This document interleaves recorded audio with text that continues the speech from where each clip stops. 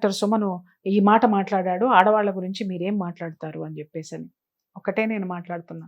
అతను చెప్పే విధానం ఏదైనా మేము ఖండిస్తున్నాము, ఏది అభ్యంతరకరమైతే. ఇంకొకటి ఏంటంటే మర్యాదపూర్వకంగా చెప్పిన వాళ్ళని మేము పర్సనల్గా మేము ఖచ్చితంగా మేము రిక్వెస్ట్ చేస్తాం. సార్ ఇది సిచ్యుయేషన్స్ ఉన్నాయి, ఒక స్థితికి వచ్చిన తర్వాత ఆడదాన్ని మీరు కొన్నిటిని మనం యాక్సెప్ట్ చేయాల్సి వస్తుంది. కొన్నిటిని అంటే పిచ్చి వ్యవహారాలని కాదమ్మా, డ్రెస్సింగ్ సెన్స్లో కానీ ఏదైనా కానీ కొంతవరకు వెసులుబాటు అనేది మనం ఇవ్వాల్సిన అవసరం ఉంది. అది ఖచ్చితంగా మేము చెబుతాం. ముందు నువ్వు మాట్లాడిన దానికి సమాధానం చెప్పురా అంటే ఎల్లన్నన్నాడు, పొల్లన్నన్నాడు, మల్లయ్య అన్నాడు, తొల్లయ్య అన్నాడు, తొట్రయ్య అన్నాడు, కొర్రయ్య అన్నాడు. ఎందుకు మాట్లాడుతున్నావు నువ్వు ఏడు ఫస్ట్. నువ్వు ఏడ్చిన తర్వాత అప్పుడు మేము ఎవరిని ఏడిపించాలో అప్పుడు ఆలోచిస్తాం.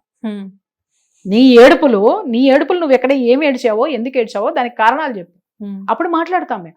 అంతేగాని కూర్చోబెట్టుకొని వాడన్నాడా వీడు, అరే నువ్వు ఎందుకురా పక్కనాడిని కొట్టావనంటే ఆ పక్క వీధిలో ఆడాడిని కొట్టలేదా, ఈ పక్క వీధిలో ఈడిని కొట్టలేదా, మొన్న మీ అన్నని మీ తమ్ముడు కొట్టలేదా, ఎందుకు మాట్లాడతావురా? నువ్వు అంటే ఎందుకు నా కొడుకుని ఎందుకు కొట్టావు, లేదా నా కూతురు ఎందుకు కొట్టావు నిన్ను అడుగుతున్నా. నువ్వు దానికి సమాధానం చెప్పడం మానేసి ఆ పక్కింటి వాళ్ళు కొట్టుకున్నప్పుడు మీరేం చేశారు, వాళ్ళ అబ్బాయిని వాళ్ళ చెల్లెలు కొట్టినప్పుడు ఏం చేశారు, ఈ పక్కింటి వాళ్ళు దీంట్లో ఉన్నప్పుడు ఏం చేశారు, ఎందుకు మాట్లాడుతున్నారు మీరు?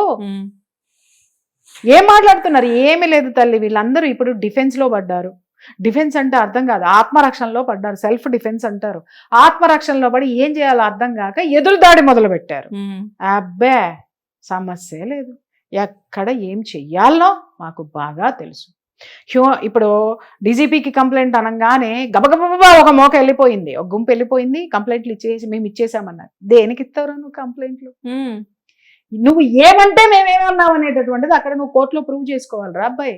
ఇంకొక మాట నేను అడుగుతున్నా, ఛాలెంజ్ చేస్తున్నా, పూర్తి వీడియో బయట పెట్టండి, అప్పుడు ఇంకా వస్తుంది అసలు సిసలు విషయాలు వస్తాయి బయట. అసలు అక్కడ ఒక చాలా తక్కువ వీడియో ఉంది కదా, ఉంటే ధైర్యం ఉంటే పూర్తి నిడివి ఉన్న వీడియో బయట పెట్టండి. ఇక్కడే 2 కాంట్రవర్షియల్ సబ్జెక్ట్స్ ఉన్నాయి. ఏంటి అంటే అది ఎక్కడో చర్చిలో మాట్లాడాడండి, ఇక్కడ ఒక క్లారిటీ ఇవ్వాలి, ఫైనల్ గా క్లారిటీ ఇస్తా. ఎక్కడో చర్చిలో మాట్లాడాడండి, అది ఎవరిని ఉద్దేశించింది కాదండి అని చెప్పేసి అని మాట్లాడారు. Underline this point.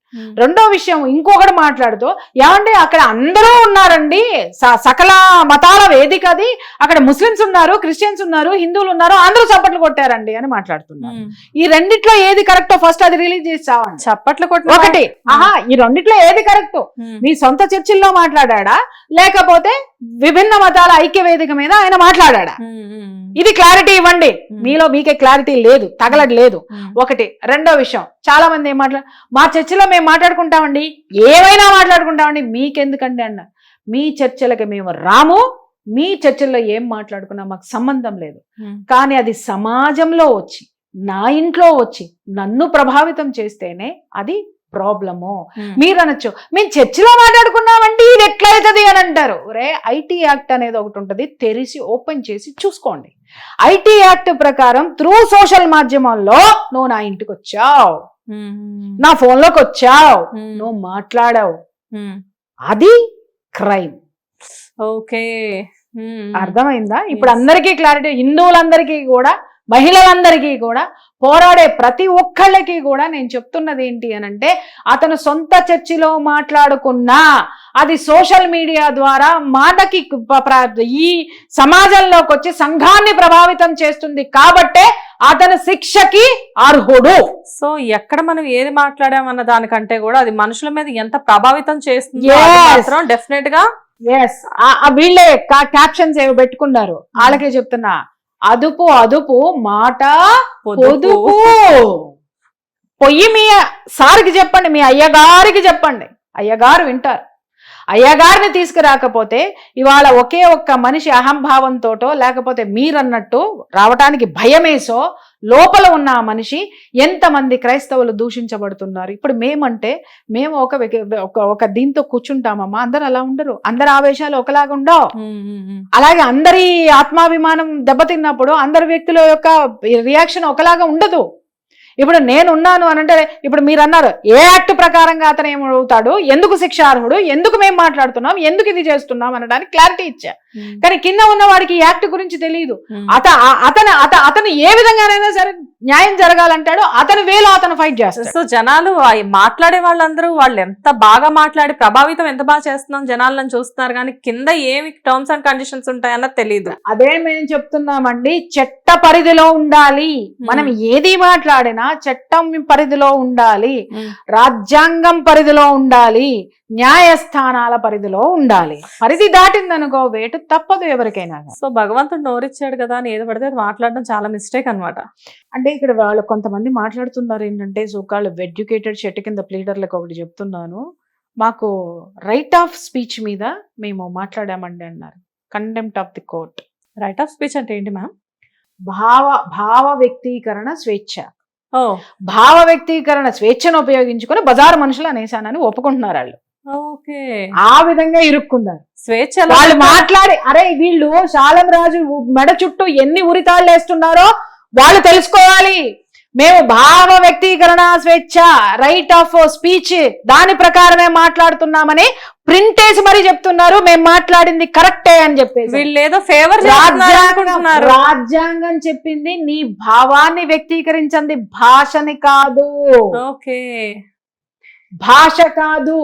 నీకు నా వల్ల ఇబ్బంది ఉంది అనంటే, అమ్మ చూడు తల్లి నీ వల్ల నాకు ఇబ్బందిగా ఉంది, చాలా ఇబ్బంది పెడుతున్నావు, నేను చాలా ఫీల్ అవుతున్నాను అని చెప్పడం వేరు.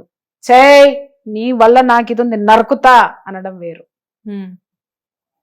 రెండోది భాష వ్యక్తీకరణ స్వేచ్ఛ, మొదటిది భావ వ్యక్తీకరణ స్వేచ్ఛ. అలాగే నువ్వు ఒక దీంట్లో నువ్వు వెళ్తున్నప్పుడు దానివల్ల నేను ఫీల్ అవుతున్నా, సమాజం పాడైపోతుందని ఫీల్ అయ్యా, ఇది నా ఉద్దేశము. నువ్వు చెప్పేటటువంటి ప్రవచనాలు కానీ నువ్వు చేసేటటువంటి విషయాలు కానీ సమాజానికి ఏ విధంగానూ ఉపయోగపడవు, సమాజాన్ని ఒక విధమైనటువంటి అంధకారంలోకి తీసుకెళ్తున్నాయి, ఇది చెప్పడం వేరు. ఇక్కడ సనాతన ధర్మాన్ని కూడా బాగా కించపరిచే విధంగా ఆయన ముందు ప్రసంగాల్లో కూడా ఎన్నో ఉన్నాయని చెప్పేసి మాట్లాడుతూ భయంకరంగా ఉన్నాయి. ఇప్పుడు మొదలు పెడితే మొత్తం బయటికి తీస్తాం. మొత్తం ఒక కేసే మీరు అనుకుంటున్నారు, ఈ కేసు నుంచి ఆయన తప్పుకుంటాడేమో అనుకుంటున్నారు. ఒక కేసు నుంచి బయటికి రండి, మంచిగుంటే బాగానే ఉంటది, లేదనుకో బిడ్డ బోళ్ళన్ని ఉన్నాయి మాకు పెట్టడానికి, బోళ్ళన్ని ఉన్నాయి. ఎందుకంటే ఈ దేశంలో 80% ఉన్నారు మహిళలు ఆకాశం నిండిపోయి ఉన్నారు. ఉమ్మేస్తే తిరిగి నీ ముఖం మీద పడుతుంది. మహిళలను ఎక్కడన్నారండి? మరి ఎవరినన్నారు చెప్పండి? ఫలానా వాళ్ళని అన్నారు. నువ్వెవరివి? బజారు మనుషులని, బజార్లో తిరిగే వాళ్ళని అన్నాను అని చెప్పి నువ్వు పోయి కోర్టులో చెప్పేం జరుగుతుంది? ఈ పెద్ద మనిషిని పోయి పోలీస్ స్టేషన్లో చెప్పమని ఏం జరుగుతుంది? మూతి పగలగొట్టి లోపలేస్తారు. ఏమనుకుంటున్నారమ్మా వీళ్ళకి? నేను అదే చెప్తున్నాను కదా, ఎడ్యుకేషన్ అంటే అరే నువ్వు ఉంటున్నటువంటి దేశం ఏంటి, ఆ దేశానికి సంబంధించినటువంటి రాజ్యాంగం ఏంటి, స్థితిగతులు ఏంటి, భౌగోళిక అంశాలేంటి, అక్కడ ఉన్న ఆచారాలేంటి, వ్యవహారాలేంటి, మత సాంప్రదాయాలేంటి, ఒకళ్ళనొకళ్ళు గౌరవించుకోవడం ఏంటి, స్వేచ్ఛ ఏంటి, స్వాతంత్రం ఏంటి అని చెప్పాలి. కానీ స్వేచ్ఛ అంటే నోరేసుకుని ఇష్టం వచ్చినట్టు నీ అమ్మకి మొగుడెవర్రా నీకెవర్రా అంటే మొగుడెవడో చూపించినాడు కదా, ఇంకోసారి చూపించమంటావా మిస్టర్ పాస్టర్ కాదు వాడెవడో సోన్స్. ఎందుకంటే వాళ్ళ పేర్లు చెప్పి వాళ్ళని హైలైట్ చేయడం అనేది నాకు చాలా చిరాకు. చూపించాలనా? ఇంకా దాని మీదకి నేను వెళ్ళలేదు. అసలు సిసలైనటువంటి వాళ్ళు నాతో మాట్లాడినటువంటి మాటలు ఒక్కటే ఉన్నాయి. వాళ్ళు చూస్తున్నారు ఇది ఇంకొంచెం ఇలాగే వెళ్తే పక్క దేశం ఏమైంది, విరిగిపడి మీద పడి ఇవాళ కేజీ గోధుమ రొట్టె కోసము గుక్కెడు నీళ్ళ కోసం విలవిల్లాడుతుంది. అది దెబ్బ, భారతదేశం దెబ్బ.